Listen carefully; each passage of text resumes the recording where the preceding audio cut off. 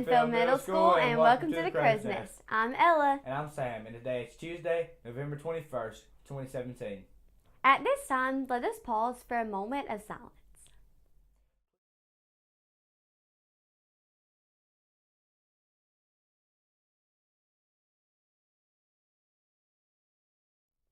Please stand for the Pledge of Allegiance.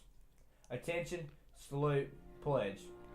I pledge allegiance to the flag of the United States of America and to the republic for which it stands, one nation, under God, indivisible, with liberty and justice for all.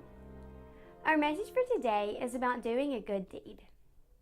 The great American poet Ralph Waldo Emerson said, "It is one of the greatest compensations of this life that no man can sincerely try help another without helping himself." When we do something for another person, it makes us feel good about ourselves.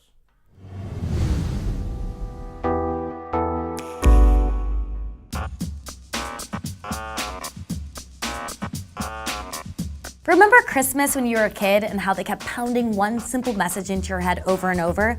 'Tis better to give than to receive. Well, your teachers and parents might have been onto something. Giving actually does make us happier than receiving. In fact, it can create a feedback loop of happiness in your life.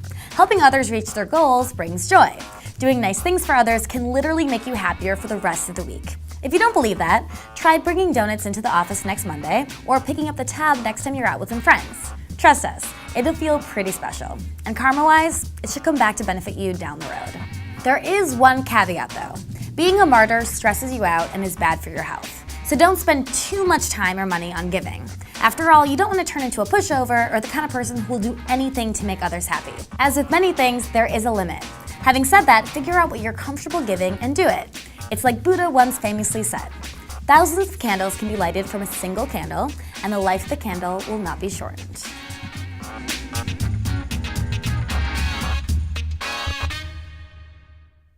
For lunch today, our menu will be chicken nuggets or pizza, mashed potatoes, green beans, salad, and pear. Or you can choose a protein power pack or a red, white, and blue salad. Congratulations to the WCHS Varsity Cheer Squad who won their third consecutive 4A state championship this past Saturday in Hanceville. Way to go, girls. The WMS girls and the 8th grade boys will play this evening at Red Bay, beginning at 5. Come out to the game and support our Winfield Pirates. Winfield City Schools will be closed for the Thanksgiving holiday this Wednesday, Thursday, and Friday. Take time this Thanksgiving to spend time with family and be thankful for your many blessings.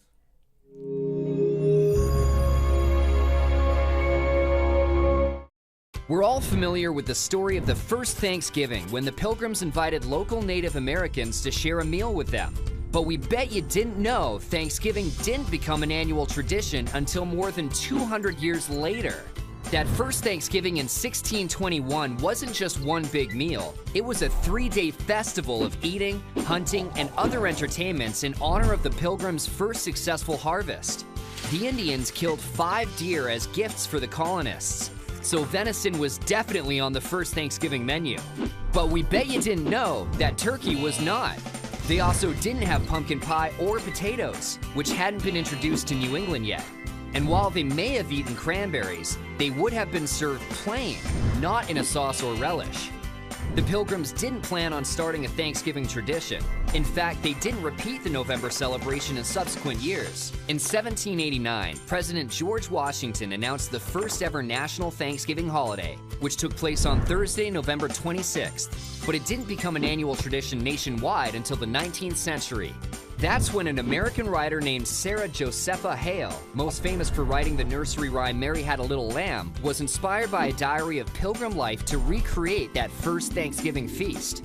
Beginning in 1827, Hale waged a nearly 30-year campaign to make Thanksgiving a national holiday. She also published recipes for pumpkin pie, turkey, and stuffing that probably didn't appear on the Pilgrims' plates, but would become the staples of modern Thanksgiving meals. In 1863, in the midst of the Civil War, President Abraham Lincoln announced that the nation would celebrate Thanksgiving every year on the final Thursday in November. But did you know, in 1939, President Franklin D. Roosevelt decided to move the holiday up a week to give Depression-era retailers more time to make money during the pre-Christmas shopping season. The move was widely criticized, and in 1941, FDR signed a bill fixing Thanksgiving on the fourth Thursday in November, where it stays today.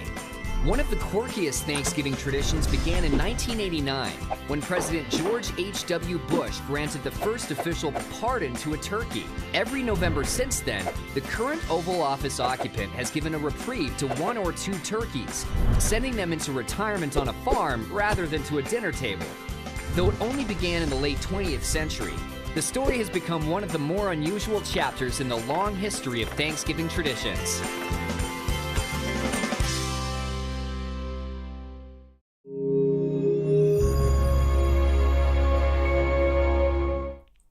The Crow's Nest would like to wish a very happy birthday to Anna Lynn and Ethan Brisky.